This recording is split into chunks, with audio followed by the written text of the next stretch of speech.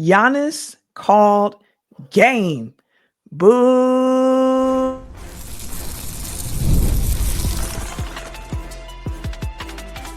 You are Locked On Bucks, your daily Milwaukee Bucks podcast, part of the Locked On Podcast Network, your team every day. What it do? Welcome to Locked On Bucks, part of the Locked On Podcast Network, your team every day. I'm Camille Davis, an NBA analyst with the Locked On Network and co-host of the Technical File podcast. Joining me is Frank Madden, longtime voice of the pod and the founder of brewhoop.com. We truly do appreciate you for tuning in and making Locked On Bucks your first listen every single day. We are free and available wherever you get your podcast, as well as on YouTube. And today's episode is brought to you by Game Time. Download the Game Time app, create an account, and use the code LOCKEDONNBA for $20 off of your first purchase. The Milwaukee Bucks moved to 5-2 after a 117-115 win over the now 1-6 Indiana Pacers. It did not matter that the Pacers were shorthanded in this game because this game still felt how Pacers and Bucks games have felt over the last two seasons. Chippy and a lot of drama. Now, the game might have been closer than some would have wanted given who was available for the Pacers, and we will talk about that in some early trends we've been seeing from the Bucks, but we got to talk about as well the Myles Turner return. But before we get to that, got to start at the end because we had a game winner in this game. Giannis came through with the fading mid-range from the free throw line, spinning fadeaway for the win here. And it's a lot of guys doing special things early in this season. And a lot of those guys, I'm going to expect to continue to do special things. So I feel like it's on us, Frank and Justin, to make sure we continue to highlight Giannis and what he's doing. Came into the game, leading the league in points. He was fourth in rebounds. And tonight, 33 points, 13 rebounds, 5 assists, 2 steals in 33 minutes. And that includes, again, that game-winning spinning fadeaway that he hit from the free throw line. Like, Giannis knew what the situation was, one shot into the game, and he wanted it, and he delivered in this one. Yeah, I mean, the last time he was on this floor, he had a chance in a tie game to win it at the buzzer in Game 5 of regulation last year in the playoffs and missed that shot. And I'm going to go ahead and say, like, Giannis probably didn't forget that. And, you know, I think it's interesting in terms of, like, the shot selection here, right? Coming into this game, or right before that shot, Giannis was 2 out of 13 on mid-range shots, which for the season, which was such a strength last year, an area of his kind of evolving, I think, maturity as a scorer. He really hasn't taken many mid-rangers. He has not found any sort of rhythm shooting mid-rangers, and it really hasn't mattered so far because he is getting to the rim at a higher rate than he ever has in his career, essentially. He's also now 6 of 10 on threes after hitting another 1 for 2 tonight. So, you know, try to square those things. I don't know exactly how, but yeah, I mean, as soon as he got the ball in my head, I'm thinking he wants to hit a mid-range shot. He's going to take a mid-range shot. He's not going to drive to the basket. And part of me is kind of like, well, that feels like kind of a, you know, Kobe move, like a glamour hunting move, right? Because we know Giannis, I think, loves to prove people wrong when they say that he doesn't have, you know, these types of shots in his game. He showed it all last year that he does. But it's a question of, like, would he be better off attacking the paint, right? Yeah. And I think the one argument, like, is, you know, in a tie game especially, right? If you're losing, you want to take an earlier shot. You want to give yourself a chance at an offensive rebound or even to foul and have another chance.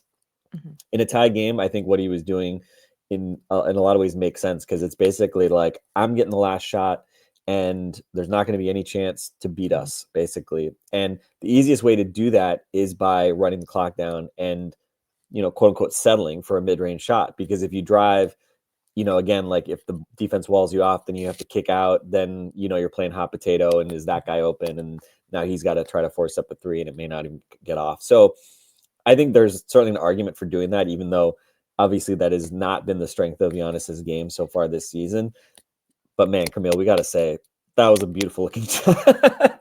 It really was. It really was. And from just a, you know, dramatic perspective, to beat the Pacers that way, with a shot that, of course, like everyone would say, like, oh yeah, like you'll take that shot, right? That was an extra sweet one for Giannis. Mhm. It's his first buzzer beater, since he hit a similar style shot against the Knicks, kind of backing down, in New York, whenever that was that like 2018 or something like that? Yeah, Um, 2017, I think. 2017, 18, yeah. So it's sweet. I mean, it doesn't get much sweeter than hitting, a buzzer beater and a jump shot, no less, from Giannis. He's had other kind of game winners, but they haven't come at the buzzer. So this was a sweet way to end it. That said, and we can get into this in the next segment, not a game that you wanted to have come down Yeah. to a possession. It felt more like a relief than something that you could just feel awesome about. Well, I'm not going to say you can't feel awesome about it, because it's a pretty sweet way to end a basketball game, especially if you're a Giannis fan like myself.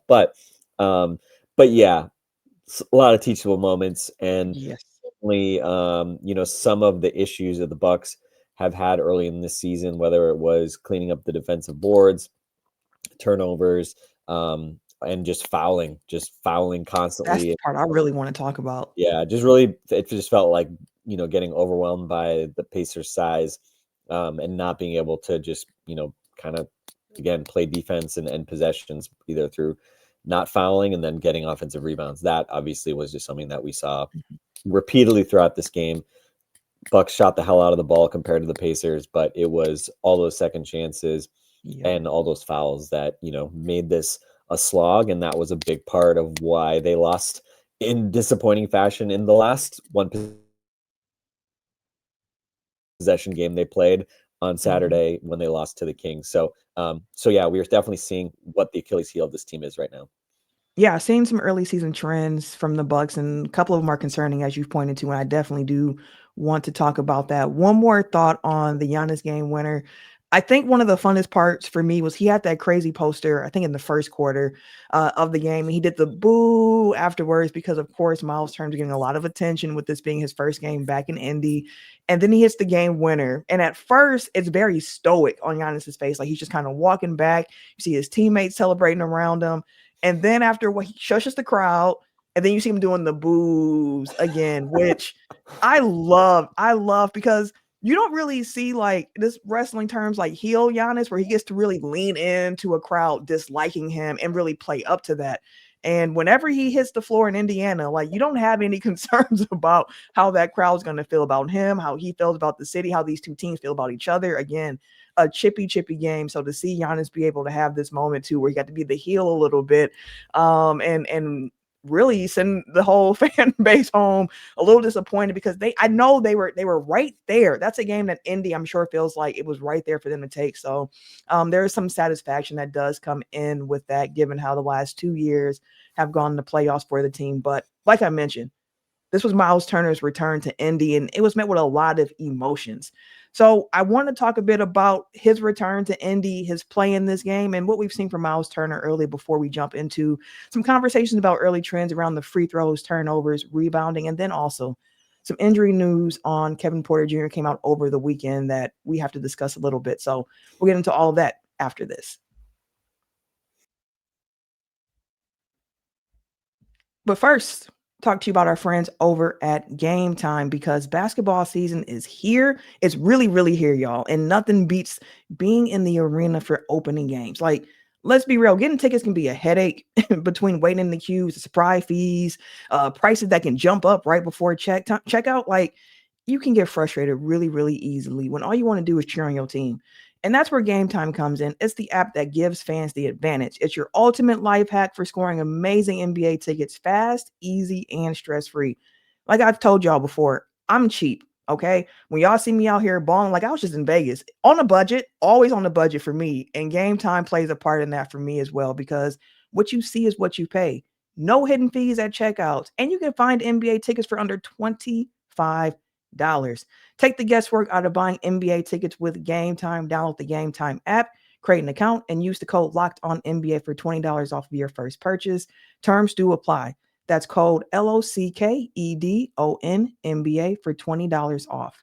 Swipe, tap, ticket, and go. And we also want to thank you for tuning in. Your time is valuable. Special shout out to all the everydayers who tune in Monday through Friday and after post game weekend shows as well. If you haven't subscribed to the YouTube yet, make sure you head over to Lock On Bucks on YouTube as well. Now, Frank, I mentioned this was also the Myles Turner return game, and there was a lot of emotions.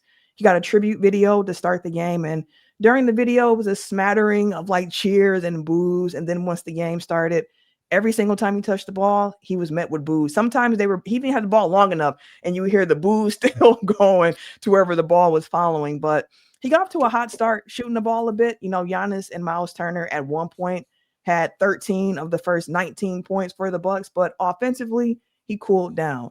What he did not cool down with was his defense. He had 5 blocks in this game. I believe 3 were in that very first quarter to me. And this game kind of summed up what the season has been so far for Myles Turner. He did have one good game offensively, I'll say, where it sounded like he was breaking out against the Warriors, but still finding his way a bit offensively, but still making a big defensive impact. And that's what this game was as well, where you could see it. Like, he's still finding his way offensively, but on defense, you see Myles Turner and you feel Myles Turner. Yeah, I think no, but I think it was Quentin Jackson, was it, that Yes. felt it in terms of like impact with the floor after he got Yeah. That stuffed at was a the rim crazy in, I block. think, the third quarter. That was like one of the more disrespectful blocks that you're gonna see. Um, yeah, I mean, it was a bit of a microcosm of his, as you said, of his time in Milwaukee so far. It hits those early couple of threes, and you think, oh, okay, maybe this is a game where Myles is gonna get more kind of consistent impact. And then you look at the box score at the end of the game, 2 for 6 from 3, 1 for 1 or 1 for 2 on 2-point shots. It was a putback, kind of a look what I found putback shot in the last few minutes. It was a big play on offensive rebound putback. But yeah, I mean, the Bucks just really don't seem to have figured out how to unlock him on anything but kickouts and having him kind of run around and set screens and spot up from 3. In terms of getting him to his mid-range spots or rolling to the rim and finishing around the basket, Bucks just are not doing that. And the first thing I always think of is just, why don't you stagger him and Giannis a little bit more? Yeah. Because it just seems they are so. I looked at the other day, and I thought it was, at the time, it was like there were like 170 possessions together and like only 30 apart. I think this was Myles' time. And like tonight, Myles has been a net positive on court guy, right? Like, certainly he's helping the team. They've been definitively better when he's been on the floor. His rim protection, I think, has been as advertised. And the 3-point shooting, certainly not there as consistently as I think it will be, right? I mean, he's been consistently a higher 30s 3-point type of guy. But they've got to figure out how to unlock him, I think, in other ways to get him more involved.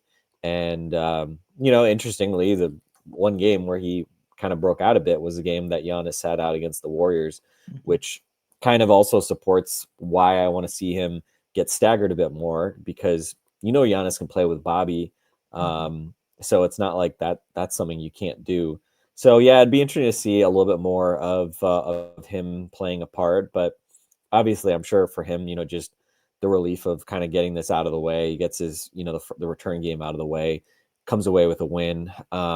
Again, not like his most impactful game, but defensively certainly brought it. And, I think he was second in blocks as of a couple days ago, I want to say. Wemby has like 2x the blocks of like him as second place guy. So he's not going to catch Wemby. He's going to need like about, 75 more 5-block games in a row, I think, to get close to Wemby. But that's okay. In the non-Wemby rim protecting class, he's right up there. He's doing a great job. But so yeah, probably, I'm sure, mixed emotions. I mean, it sucks to play 10 years someplace, like give everything, ownership, shortchanges you, basically says like, well, we don't want to pay you anywhere close to what the market is offering. And then they play like, oh, we were prepared to go into the tax, and it's like, okay, but you didn't make that offer. So like, it works out for you guys. The Kevin Pritchard, the GM of the notorious cheap team, that once again, ducks the tax and ownership and doesn't never wants to pay it. So, whatever, but I get it. If you're a fan, like, it's not just that he left, it's that he left and came to Milwaukee, which obviously has been, a rival for them. So it sucks that he can't kind of, have a normal, nice, Chris Middleton style return game. But I don't know. We'll see. It's an interesting question. I mean, when Myles retires one day, right? I imagine they'll make up and, I don't know if Myles would have his number retired. But certainly, just the longevity and the impact he had, I don't know. It seems like it will at least be a conversation, but for now, I'm sure Pacer fans don't want to hear that. Yeah, I'm sure feelings will thaw, as more time goes on and they can kind of look back on the Myles Turner era in Indiana. Like even with a Tyrese Halliburton, right? His relationship with the state of Wisconsin. I've been watching Starting Five this new season with him on there, and he was at Culver's and he's making his Culver's order. And he's I'm proving I'm a real Wisconsinite. I'm riding for Culver's and all this other stuff. So it's yeah, right now nobody in Wisconsin, no one wants to me. Dead to me forever. Get out of here. Who knows? Post-retirement, he might be able to finally throw out that first pitch at a Brewers game, and then all will be well, Frank, for all we know. So we'll see how that goes. Unless he plays in Milwaukee at some point. No, you're off. You're voted off the island. Sorry, you can live in Indiana or wherever else. The world is large. You can live someplace other than Wisconsin. By the way, Nathan. Speaking of Halliburton, the only other reason to talk about the Halliburton family. I think Nathan Marzian spotted John Halliburton sitting courtside in the shot when Giannis hit the game winner, just sitting there courtside. Really? So it looks like he had a front row seat for Giannis and that dagger. So I did not see him. Did not see John Halliburton on the floor, surprisingly, for this game. Yeah, surprising for this game. So I do want to talk a little bit about what we mentioned, some trends that we've been seeing. But before we get there, it was announced that Kevin Porter Jr. Was expected to be out for another 4 weeks while he was ramping up from his return from this ankle injury that he suffered in the first game of the season. Injured his meniscus in his other leg, so his right knee. Now expected to be out about 4 weeks here. It's an unfortunate break for Kevin Porter Jr. because guys don't want to be injured, period. But to be injured at the beginning of the year, too, after all the training camp, all the work you've put in, and then to have a good start in your first game, then it's dang, I'm not going to be able to get back out here for even longer than I expected. That's a blow for this team. Ryan Rollins has been stepping up for sure.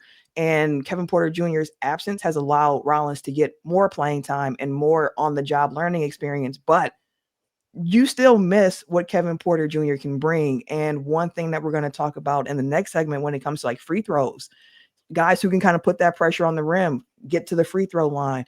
The Bucks need some more guys that can do that consistently. Kevin Porter Jr. is one of them. So his absence, I think, is going to be felt, but I think it's also kind of encouraging what Rollins has been able to do in his stead while he's been out. Yeah, I mean, Rollins and Cole Anthony, right? I think Cole Anthony had plays tonight, again, hit some big shots, especially with the bench units when, Giannis was resting. So it's a golden opportunity, for those two guys. I think Cole Anthony is sort of playing in the role that we expected. Has probably more run right now than he might otherwise get if KPJ was starting and Rollins was coming off the bench next to Cole, which was kind of the plan, at least coming into the season. So yeah, I mean, certainly it's just an opportunity for, I think, us to see with Rollins, can you do what you've been doing, right? Averaging 18-ish points a game over a really extended period and kind of validate that, you are that long-term starting option that Doc Rivers is going to have to, kind of stick with. Tonight was kind of an uneven game. Seemed like it was forever until he scored. What did he score in the first half at all? I don't know that he did. If it wasn't the second quarter, it was definitely the third when he got that first bucket. Yeah. So, and 7 turnovers and, a couple of them where it looked like he got hacked and no calls. So and some of his timings too, where it's the learning curve of just trying to find where teammates are going to be at. Yeah. We should call out filthy left-handed dunk around on Pascal Siakam. That was after the Turner block on Jackson, wasn't it? Yeah, exactly. Yeah. That was a tremendous sort of one into the other play. Facts. We've talked about his ambidextrous finishing. I'm trying to remember if I've seen him dunk left-handed in a scenario like that. He's generally just finishing layups, but this was a vicious lefty dunk in traffic. Giannis had his incredible lefty dunk earlier in the game, but we're used to seeing that from Giannis. Giannis is maybe like the best, weak hand dunker we've ever seen in the sport. Like, he just posterizes guys with his weak hand constantly, and he's done it in Indiana against a number of guys. I think Goga Bitadze was maybe his favorite guy to posterize back in the day when he was in Indiana. But yeah, so tough game for Rollins. Again, it's going to be there's going to be some ups and downs, of course, with him. And I think part of the learning curve is figuring out how he balances looking for his own shot versus letting Giannis kind of run the offense and be the focal point of things. But it was good to see the second half. He had a couple pull-up threes, which I think we talked about last time. The pull-up three is something. I think he was 5 of 18 all of last year. He was 6 of 13 for the season after the Warriors game. He had another 2 tonight. So that becoming a reliable weapon, being that threat as a pull-up guy, I think is a really important thing for him, because you think about setting up his drive game. He can attack left, he can attack right. If he is a credible threat to pull up from 3, it changes the geometry of how teams have to defend him. And so hopefully that obviously is something that he continues to kind of just figure out the balance of when to take those shots, when to defer to Giannis, etc. But so it's really the KPJ thing I don't think is as big of a problem when they're healthy. Otherwise healthy, I think what you really worry about is what happens when Cole or Ryan is missing a game. We saw obviously the game where Cole was out, and it was pretty much just Ryan by himself. So that's really kind of what I worry about is those scenarios where you may have to cope without KPJ and one of the other lead guards, because as we saw in Cleveland, then suddenly Mark Sears is getting thrown into the fire, right, having to play minutes like normal non-garbage time minutes, which is, let's just say, an accelerated learning curve that we don't need to see Mark Sears have to be subject to. So we'll see. I think they can cope if they don't get more injuries, but right now, obviously, the margins are kind of thin in terms of who they're playing. I think, honestly, I think everybody they're playing right now, it's like, fine, it's just more of you're maybe having to rely more and play some of these guys longer than you otherwise would, and you're probably going to be more subject to kind of dry patches because you don't have that extra kind of creative ball handler and playmaker. Yeah, and I think that's completely fair. I agree with you on those points. And you mentioned like trends and the learning curve for Rollins, right? This Bucks team's having a little bit of a learning curve as well with style of play. We're seeing some things that aren't necessarily things we've been accustomed to seeing from Milwaukee Bucks basketball over the last few years. So let's take a look at some of these early trends and if these are things that might be concerns later on in the season. So more on that after this. But first, let's talk about FanDuel, because the NBA is back and there is no better place to get in on the action than with FanDuel, the official sports betting partner of the NBA. So even if you missed the start of the game or you want to ride the hot hand, FanDuel has live bets on everything from who will score next to fourth quarter comebacks. Plus, you can even combine your live bets into a single game parlay for a shot at a bigger payout. It keeps every game exciting, especially when your team's making the late push. Like coming into this game, this was one where I knew like Giannis in Indiana should be a big night for him. So definitely had to head to the app, see what I could do and try to put something together. So right now for you though, if you're a new customer, FanDuel is giving you $300 in bonus bets when your first $5 bet wins. So head to FanDuel.com to sign up and play your game with FanDuel, the official sports betting partner of the NBA.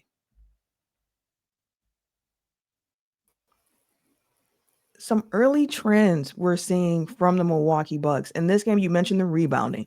Fouls and turnovers are also some key factors that kept the Pacers in this game.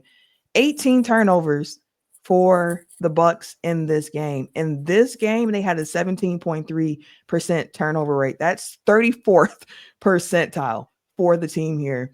And what I thought was even a bigger concern, which is something we've seen, especially over the last 3 games here for the Bucks, the free throws. And not only the lack of free throws for the Milwaukee Bucks and them knocking them down at a pretty low clip, but also just how many free throws opponents are getting in these games. Like in this game, the Bucks had a 14.8 free throw rate. That's 15th percentile. Meanwhile, the Pacers had a 32.2 free throw rate, good for 84th percentile. Even if you look at the raw numbers, the Bucks were 13 of 22 from the free throw line, 59%. The Pacers were 29 of 38, 76% from the free throw line. Like they made more free throws than the Bucks attempted. And coming into this season, the Bucks have been a team that traditionally one of the top teams in free throw rate. Now, last year they were also bottom 3 in free throw percentage, but they were 5th in attempts, 3rd in free throw rate. They were able to get to the line enough times where it's like, okay, this eventually evens out. But so far this season, they came into this game 27th in the league in regards to free throw rate. They're like 29th in free throw percentage too. So like not only are they not getting many attempts from the line in games, they're not knocking them down at a good rate either. And you've really seen a discrepancy with the Bucks fouling other teams more often. Golden State, you saw it. Sacramento, you saw it. Tonight against Indy, you saw it. And then on retrospect, the other side, the Bucks just aren't getting to the free throw line enough themselves. And this is something where I'm like, oh, got a little flag up to continue to watch how this develops, because we heard the Bucks say, hey, we want to be a physical defense. Eventually the ref whistle will change once they get used to how we're playing. And then you see like AJ Green pick up 2 fouls in a couple of minutes. You see Cole Anthony fouling out of games, not this one, but you see the trends here. And that's something for me I'm keeping an eye on going forward. Yeah, I mean, I think the story for the Bucks offense is kind of just what happens when you lose Damian Lillard, and you know they're never going to be a good free throw shooting team percentage wise when they have Giannis, because As the Giannis lead takes guy on the free throw Giannis line, takes a ton of free throws and he's not very good at them. And especially this year, you take Dame out of the equation, who's like a 90% free throw shooter. Now you're taking far fewer free throws, and now Giannis is taking a bigger percentage. So it's like, yep, you know, this is what's going to happen. And if you're building an attack that is extremely, 3-point dependent, then you're just going to shoot fewer free throws. So I think on offense, it's kind of is what it is, I think. And, the offense has performed at a high level. I think my entire, concern about free throws is on the defensive end. They just cannot, I said it earlier, like they can't end possessions right now. Yeah. Right. Certainly against Sacramento, it was like a stark problem. This game, it's interesting. I mean, 115, 117, like it's obviously, it doesn't seem like a low scoring game. There was a high pace. This was actually, I think might have been their second best defensive rating game. That was like 109 point something, because the Pacers shot really poorly. So even though they got what seemed like a lot of offensive rebounds, the offensive rebound rate was actually not crazy. It was only like 30% on cleaning the glass, which is like not good, but it's not terrible. It felt way worse than it was.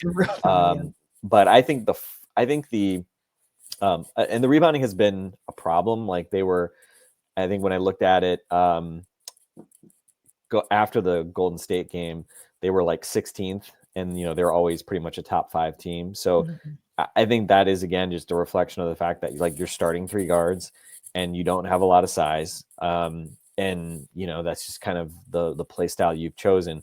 I think the free throw rate, to me, is like kind of the bigger concern, and maybe an area that you would hope you could clean up a little bit, because at the end of the day, I mean, you have a lot of quickness at the guard positions and wing positions. I'm not talking about Taurean Prince, but the other guys that are playing 1 through 3 should be able to move and keep guys in front, and we just haven't seen that consistently. And I think the problem is, especially when you have a lack of size, when teams go downhill, and we saw it countless times tonight, like guys just start getting to the rim and they just like, NBA players, like they just torque their body a little bit weird and they get foul calls, and guys like AJ and Gary Trent, they're not going to get like foul calls in those situations. Giannis will get the benefit of the doubt because he's a defensive player of the year, all defensive team guy. Like defense is actually, or the refs actually like, will let him challenge shots and not just assume that he fouled the guy if the guy misses. Whereas it seems like with the other guys, like, oh, if it looks awkward, then it must be a foul. So it's frustrating to watch because, they just constantly get whistled for this stuff. And I'd be curious to know if they've fouled. Well, they probably, because they foul a lot, period. It feels like they've fouled a ton of 3-point shooters as well. And it's just like, I don't know, like, Camille, I'm not saying I would be good at anything really if I was in an NBA game. The one thing I would think I could figure out is how not to foul. Don't close out under the guy, like close out to the side. If your contest is just a little bit worse because of that, so it goes. Because players have just gotten really good at drawing 3-shot fouls, and like the one that Neesmith threw tonight. That should not have been a foul on AJ Green. He contorted his whole body to find he was like karate kicking to the side. Yeah, I was curious if Doc was going to challenge that. And it's funny because like AJ never complains about fouls. Like he could be like the worst call in the world, and he would just stand there like looking like a deer in headlights. Like he's just like will not argue fouls. Which at some point AJ maybe voice some say a little something. Like if you don't say anything, like it's because then you're building some credibility for when you do complain. So you got to cash it in at some point. So yeah, I think there's definitely I think some concern there on the defense, and it just feels like when I look at this team, I mean 5-2 through 7 games, I think you have to be like very happy with that. Take that. They've been competitive in every game, right? I mean, even going through the preseason, like there have been, and famous last words as they head up and get ready for a back-to-back. There's been no kind of games where they just like, oh, we're flat, we don't have it, lose by 20, right? Like they haven't done that. They've obviously had a couple of games, obviously, where they went down, and they've been able to rally and come back, right? Against Cleveland, they were down a ton and they came back. Against the Knicks, they were down whatever it was, 12 or 14 points, and they had to come back and win that game by double digits. So it's again, it's just kind of one of these things. It's 82 games. It's hard. You're not, you are going to get blown out some games. Yeah. And that's just the reality of kind of how the sport works. And especially with a team like this, where they're very 3-point dependent, like at some point they're going to have a game, maybe it'll be the next game, right, where they shoot 9 for 40 or something like that. And like this Bucks team is not winning if they go 9 for 40, right? Yeah, it's a tough one. It's there's no amount of dunks that probably Giannis can get to offset that. But yeah, it does feel like right now, it feels like the defense right now is putting a bit of a ceiling on how good this team can be. And as we said it last year, I remember saying it early in the season last year when things were going poorly. The season is long. Yes. The season is long. And every year, the first 4 or 5 games, people try to jump to conclusions on all number of teams, not just the Bucks, but like overall. Just period. Yeah. And again, like I would just always say, like, just let stuff breathe, right? Like enjoy it, enjoy the fact that the Bucks have had a really solid start to the year. They've won games. I think there's no downside to banking, early wins. They've got 2 road wins out of 3 games right now. I think we talked about it after the Toronto game. Like to me, you target 20 road wins. If you get 20 road wins, that means, if you really play well at home, you're going to be high 40s, which to me would be a really good result for this team. So if they can be a team that consistently competes on the road, I would feel really good, about that. So we'll see kind of how they continue to perform in that regard. But yeah, it's one of those things, like you can't control it night to night. But honestly, that's why, especially for, I think this Bucks team, like at this point, I think you focus on the regular season and you hope you get a good enough seed that you have a chance to win a first round series, and you go from there. So winning 5 out of 7, You take it. I think you take that every day, especially given everything that we were having to deal with in preseason. 5 out of 7, even games like this, which are not pretty. The other team is down a million dudes. Yeah. Bank it, move on, and live to fight another day. Yeah, every win ain't going to be pretty, but a pretty win and an ugly win count just the same in the standings, luckily. So that'll do it for today's episode of Locked On Bucks. As mentioned, the Bucks are heading to Toronto, second night of a back-to-back tomorrow. So today was the first game on that back-to-back in Toronto tomorrow. So we'll be back with another post-game episode for tomorrow. So thank you for making Locked On Bucks your first listen today. For that second listen, make sure you go and find Locked On Fantasy Basketball, because Josh Lloyd, he's going to have all the tips and the tricks and the stats and all the information to help you win your league and make you a smarter NBA fan along the way. So make sure you check out Locked On Fantasy Basketball. We truly do appreciate you for tuning in to Locked On Bucks. So for Frank and myself, we'll catch you later.